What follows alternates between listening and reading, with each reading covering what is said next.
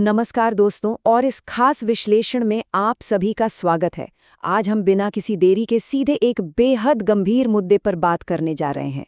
वो मुद्दा जिसने पूरे देश का ध्यान खींचा है। 3 मई को आयोजित हुई नीट यूजी 2026 मेडिकल प्रवेश परीक्षा का अचानक रद्द होना। आइए सीधे तथ्यों पर चलते हैं। चलिए, इसमें थोड़ा गहराई से उतरते हैं और स्क्रीन पर दिख रहे इस बड़े नंबर को देखते हैं। 22 लाख। ये केवल एक आंकड़ा नहीं है, ये उन 22 लाख उम्मीदवारों, उन छात्रों का प्रतिनिधित्व करता है जिनका भविष्य इस समय इस बढ़ते हुए विवाद के कारण पूरी तरह से अधर में लटका हुआ है। असल में हुआ क्या है कि नेशनल टेस्टिंग एजेंसी यानी एनटीए ने परीक्षा परिणामों को आधिकारिक तौर पर रद्द कर दिया है। वजह पेपर लीक के व्यापक और गंभीर आरोप। ये एक ऐसा कदम है जो सिस्टम में पारदर्शिता बनाए रखने और परीक्षा की निष्पक्षता सुनिश्चित करने के लिए उठाया गया है। तो चलिए अपने पहले खंड की ओर बढ़ते हैं। 2026 परीक्षा रद्दीकरण, जहां लाखों बच्चों का भविष्य दांव पर लगा है। और ये दस्तावेज इस पूरी स्थिति को बिल्कुल साफ कर देता है। ये 12 मई 2026 की आधिकारिक एनटीए प्रेस विज्ञप्ति है। ये दस्तावेज स्पष्ट रूप से दिखाता है कि एनटीए ने इस मामले की गंभीरता को स्वीकार करते हुए केंद्रीय जांच ब्यूरो यानी सीबीआई द्वारा एक व्यापक जांच की सार्वजनिक प्रतिबद्धता जताई है। अब जरा इन दोनों पहलुओं का विरोधाभास देखिए। एक तरफ एनटीए की बेहद आधुनिक और हाईटेक सुरक्षा व्यवस्था थी। जीपीएस से ट्रैक होने वाले वाहन, एआई आधारित सीसीटीवी कैमरे, 5G जैमर और बायोमेट्रिक चेकिंग, सब कुछ फुल प्रूफ लग रहा था, है ना? लेकिन दूसरी तरफ देखिए, सिस्टम में सेंधामारी का कथित तरीका बेहद साधारण और लोटेक था। क्या था वो? सिर्फ एक व्हाट्सएप ग्रुप और 410 सवालों वाला एक पीडीएफ केस पेपर। ये दिखाता है कि एक बेहद मजबूत दिखने वाला सिस्टम भी कितने सरल तरीके से भेदा जा सकता है। आइए अब दूसरे खंड में जानते हैं कि इस व्हाट्सएप लीक का खुलासा आखिर हुआ कैसे और राजस्थान एसओजी की जांच में क्या-क्या सामने आया। अब यहाँ जो बात सबसे ज्यादा हैरान करने वाली है, वो ये नंबर है 120। उस 410 प्रश्नों वाले तथाकथित गेस पेपर में से केमिस्ट्री के पूरे 120 प्रश्न असली परीक्षा के प्रश्नों से हूबहू मिलते थे। मतलब एकदम सेम टू सेम। ये कोई इत्तेफाक तो बिल्कुल नहीं हो सकता। राजस्थान एसओजी की जांच में कई चौंकाने वाले तथ्य सामने आए हैं। कथित जयपुर मास्टरमाइंड सहित करीब 15 लोगों को हिरासत में लिया गया है। इस लीक के तार सीकर से जुड़े मिले हैं, जो कि आप जानते ही होंगे एक प्रमुख कोचिंग हब है। जांचकर्ताओं ने 400 से अधिक सदस्यों वाला प्राइवेट माफिया नाम का एक व्हाट्सएप ग्रुप भी खोज निकाला है। और मजे की बात देखिए, इस ग्रुप में पीडीएफ को आगे न भेजने के सख्त नियम बनाए गए थे। बताया जा रहा है कि ये पेपर कथित तौर पर 5 लाख रुपए तक में बेचा गया था। इस नेटवर्क में कोचिंग सेंटर के मालिक, कंसल्टेंट और यहाँ तक कि केरल का एक मेडिकल छात्र भी शामिल बताया जा रहा है। राजस्थान पुलिस के अतिरिक्त महानिदेशक विशाल बंसल का ये बयान इस पूरी टाइमलाइन को और भी गंभीर बनाता है। उन्होंने कहा कि ये वास्तविक परीक्षा से 15 दिन से 1 महीने पहले ही उन तक पहुंचना शुरू हो गया था। इससे ये बिल्कुल स्पष्ट होता है कि ये आखिरी मिनट की कोई हड़बड़ी या गड़बड़ी नहीं थी, बल्कि हफ्तों पहले से चल रहा एक सुसंगठित और वेल प्लान्ड डिस्ट्रीब्यूशन था। लेकिन क्या ये सब अचानक हुआ है?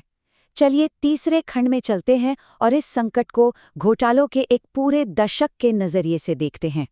स्क्रीन पर दिख रही इस टाइमलाइन पर नजर डालिए। 2015 में सुप्रीम कोर्ट ने बड़े पैमाने पर पेपर लीक के कारण एआईपीएमटी को रद्द कर दिया था।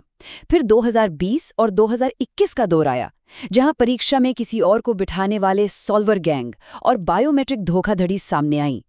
इसके बाद 2024 में बिहार और झारखंड में भारी लीक हुई और अब 2026 में इस व्हाट्सएप गेस पेपर लीक के कारण नीट यूजी का रद्द होना।